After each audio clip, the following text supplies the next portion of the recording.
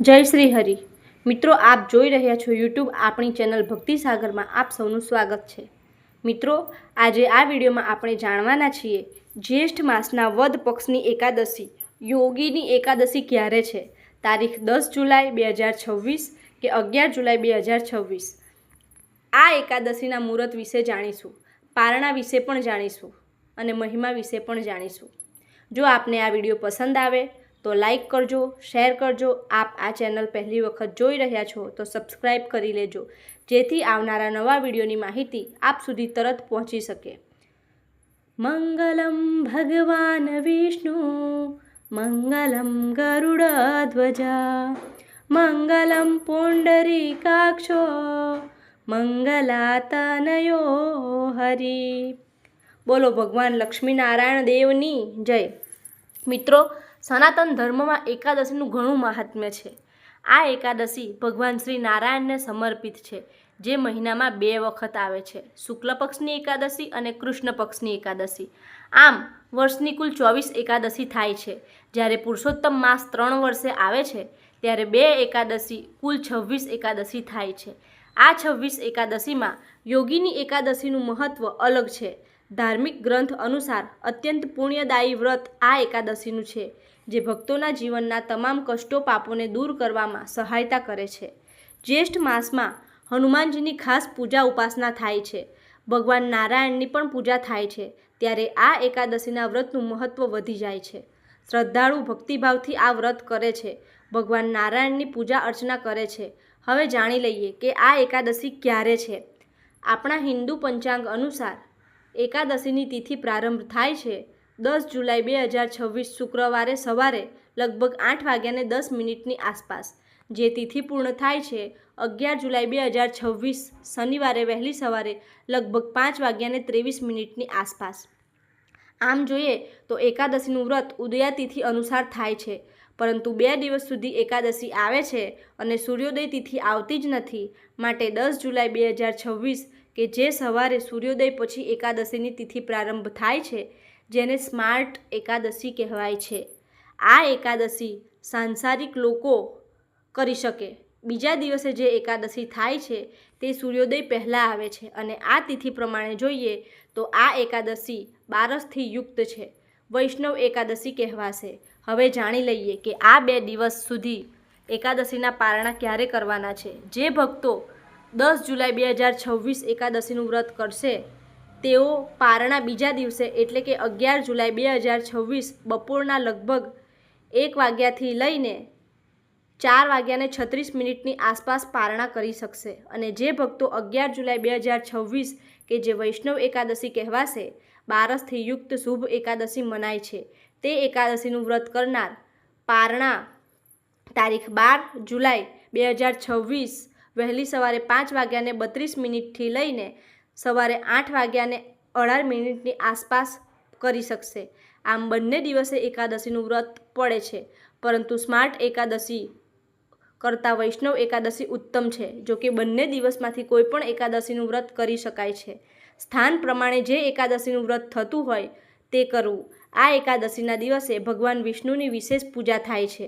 દસમીની રાત્રિએ જ હળવું ભોજન લેવું, જેથી રાત્રિએ સારી ઊંઘ આવે। વહેલી સવારે આપણે ઉઠીએ એટલે એકાદશીનું વ્રત આરંભ થાય છે। સવારે વહેલા ઉઠીને સ્નાનાદિથી પરવારીને શુદ્ધ વસ્ત્ર ધારણ કરવા, ભગવાન સૂર્યનારાયણ દેવને અર્ઘ્ય આપવું, ગાયત્રી મંત્રનો જપ કરી શકાય છે। આપણા ઘરના મંદિરમાં બિરાજમાન આપણા ઈષ્ટ દેવતાની સાથે ભગવાન વિષ્ણુ કોઈ પણ મૂર્તિ કે ફોટો હોય, કોઈ પણ સ્વરૂપનો ફોટો હોય કે મૂર્તિ હોય તો તેની વિશેષ પૂજા થાય છે। ધૂપ, દીપ, નૈવેદ્ય, તુલસીદળ આદિથી આજે જે ભક્તો એકાદશીનું વ્રત કરવા માગે તેઓ સવારે જ આ એકાદશીનો સંકલ્પ કરી લે।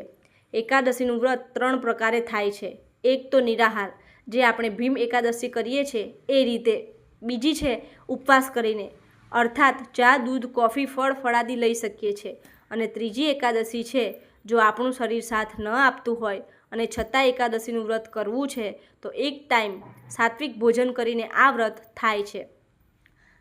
રાંધેલો ભાત કે પછી લસણ ડુંગળીનો ત્યાગ કરવો। એકાદશીના દિવસે આપણે જે સંકલ્પ કર્યો છે તે સંકલ્પ છોડવાનો પણ હોય છે। બીજા દિવસે પારણ કરવાનું હોય છે।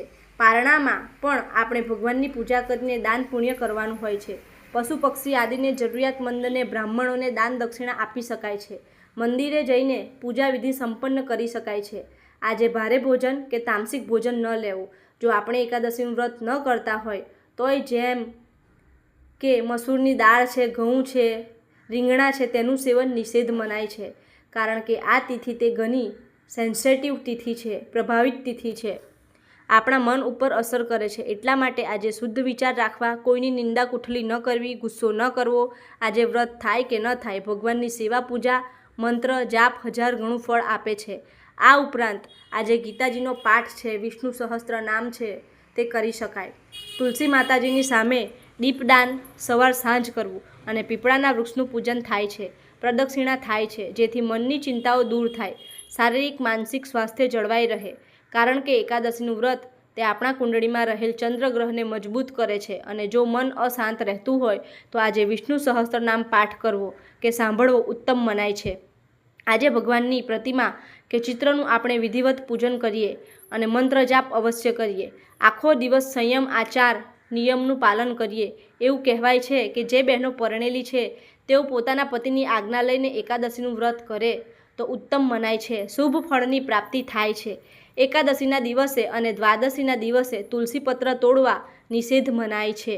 પરંતુ પૂજા માટે જો આપણે ભૂલી ગયા હોય આગળથી તુલસીપત્ર તોડવા ન, તો ભગવાનની પૂજા માટે 2 તુલસીદળ તોડી શકાય છે, પોતાના ઉપયોગ માટે નહીં. એકાદશીના દિવસે ચોખા ખાવા નિષેધ મનાય છે.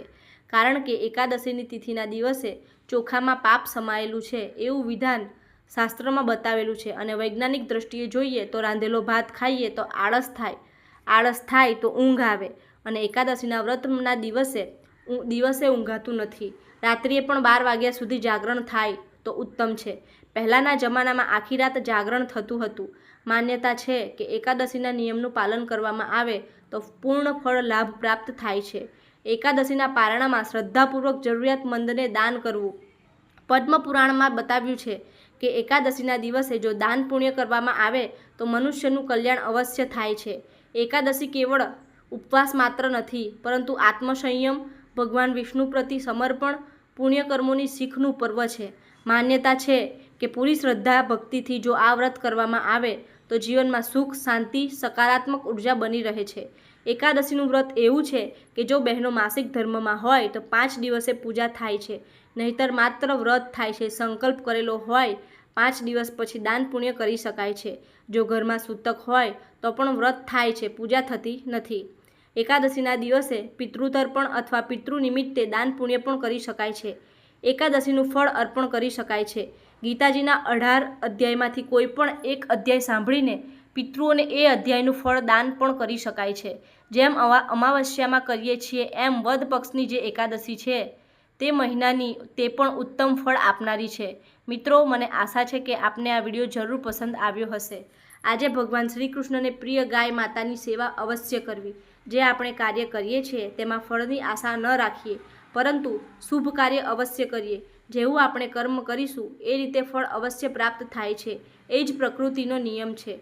માટે જે ભક્તો નિયમમાં રહે છે, કુદરતના સાનિધ્યમાં રહે છે, પ્રભુજીની નજીક રહે. ઉપવાસનો અર્થ થાય છે પ્રભુજીની નજીક રહેવું. વ્રત થાય કે ન થાય, ભૂખ્યા રહેવાય કે ન રહેવાય, ચિંતા ન કરવી, માત્ર મનથી પ્રભુનું સ્મરણ કરતા રહેવું. મનમાં પ્રભુને બિરાજિત કરવા, ધર્મમય જીવન જીવવું, આપણી ફરજ બજાવવી. એનાથી પણ વ્રતથી વધુ પણ પુણ્ય પ્રાપ્ત થઈ જાય છે. આજે ભગવાન શ્રી હરિને પ્રસન્ન કરવા માટે કોઈ પણ આપણા ઈષ્ટદેવનો મંત્ર 108 વાર જપ કરી શકાય છે. ઓમ નારાયણાય વિદ્મહે વાસુદેવાય ધીમહિ તન્નો વિષ્ણુ પ્રચોદયાત. બોલો ભગવાન લક્ષ્મીપતિ નારાયણની જય. જય શ્રી હરિ.